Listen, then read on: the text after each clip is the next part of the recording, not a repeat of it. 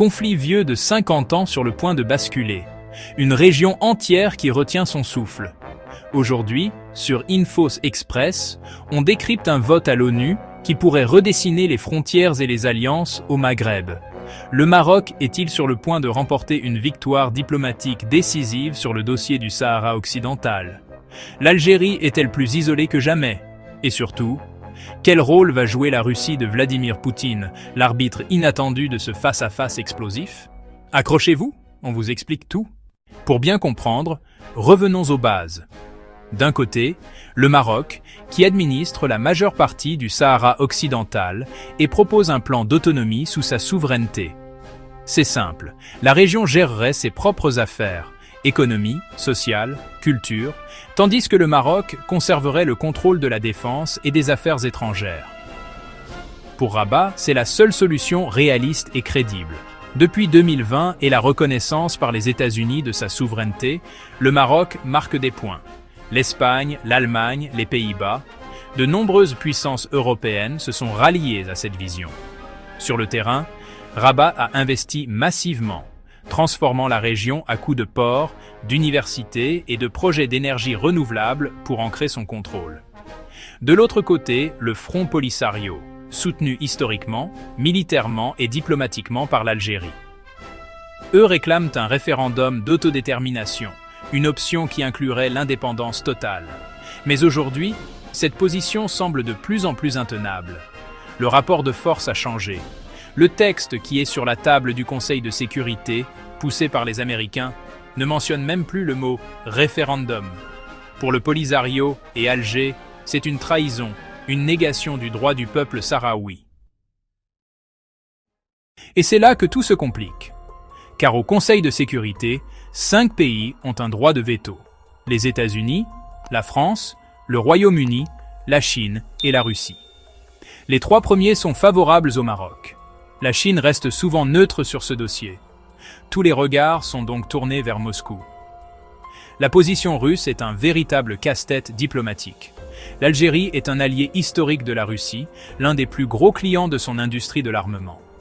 Fâcher Alger, c'est risquer de perdre un partenaire stratégique. Mais en même temps, les affaires avec le Maroc sont florissantes.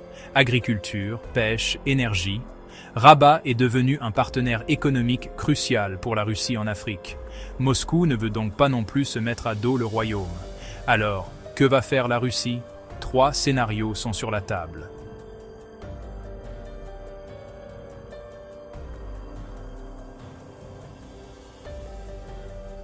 Option 1, la plus probable, l'abstention. La Russie laisse passer la résolution pro-marocaine, mais signale à l'Algérie qu'elle ne l'approuve pas. C'est une façon de ne choisir aucun camp. Option 2, le coup de théâtre, le veto. Moscou bloque tout. C'est un soutien franc à l'Algérie, mais cela placerait la Russie en confrontation directe avec les Occidentaux sur ce dossier. Option 3, la moins probable, le soutien. La Russie vote oui avec les États-Unis. Ce serait une énorme surprise et ne pourrait s'expliquer que si Moscou obtenait des concessions sur un autre dossier, comme l'Ukraine.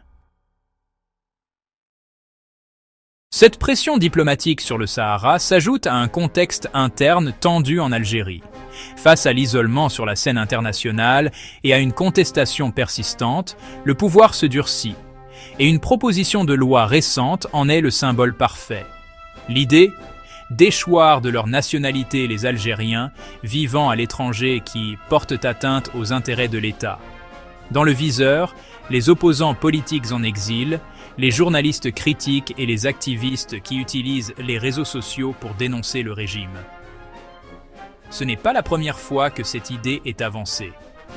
En 2021, un projet similaire avait été retiré face au tollé général. Son retour montre une volonté de faire taire toute voix dissidente, même à des milliers de kilomètres. Pour les défenseurs des droits humains, c'est une ligne rouge. Le droit international est clair. La nationalité est un droit fondamental, pas une récompense que l'État peut retirer pour punir ses critiques. Cette posture ultra-rigide à l'intérieur explique aussi pourquoi Alger ne veut rien lâcher sur le Sahara, perçu comme une question de souveraineté et d'honneur national. Alors, concrètement, que se passera-t-il après ce vote? Si la résolution américaine est adoptée, même avec une abstention russe, ce sera une victoire diplomatique majeure pour le Maroc. Le plan d'autonomie deviendrait la seule base de négociation reconnue par l'ONU. La question de l'indépendance serait, de fait, enterrée. Pour Rabat, ce serait un signal de stabilité envoyé aux investisseurs du monde entier. Le Sahara est sécurisé politiquement. Cela pourrait même ouvrir la voie à un dialogue, non pas sur le statut du territoire, mais sur la coopération régionale avec l'Algérie. Sécurité, énergie, économie. Et si, par surprise, un veto russe ou chinois bloque le texte, on retourne au statu quo. Le conflit reste gelé. Mais même dans ce scénario, le Maroc conserverait son avantage diplomatique. La plupart des capitales mondiales considèrent déjà son plan comme la seule issue. Le Polisario et l'Algérie gagneraient du temps, mais resteraient confrontés au même dilemme. Coopérer sur la base de l'autonomie ou s'isoler encore davantage. En résumé, ce vote n'est pas une simple formalité.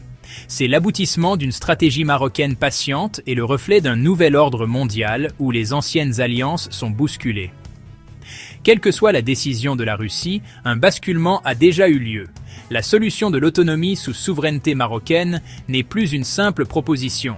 Elle est devenue le centre de gravité des discussions internationales. L'Algérie et le Polisario sont au pied du mur. Pour la première fois depuis des décennies, le dossier du Sahara occidental pourrait sortir de l'impasse. Et c'est toute la stabilité du Maghreb qui est en jeu. Qu'en pensez-vous? La Russie va-t-elle utiliser son veto? Le plan marocain est-il la solution définitive? Dites-le nous en commentaire. N'oubliez pas de liker cette vidéo, de la partager et surtout de vous abonner à Infos Express pour ne rater aucune de nos analyses.